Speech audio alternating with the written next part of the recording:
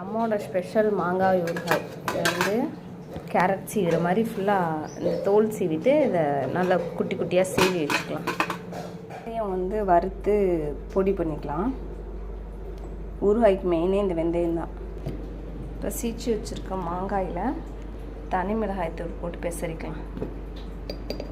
காரத்துக்கு தந்தாப்பில் தேவையான அளவு உப்பு சேர்த்துக்கலாம். நல்லா கிளறிக்கிட்டு நல்லெண்ணெய் ஊற்றிருக்கேன். வெறும் கடுகு மட்டும் எடுத்துருக்கேன் தாளிக்க. கருவேப்பிலை சேர்த்துட்டு இதை எண்ணெயில் சேர்த்துக்கலாம். பெருங்காயம் சேர்த்துக்கலாம்.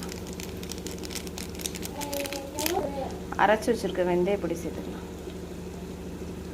அப்படியே இப்படியே வாசம் பயங்கரமாக இருக்குது.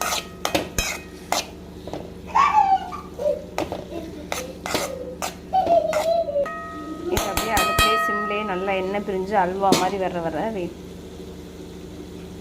கிண்டி விட்டுக்கலாம்.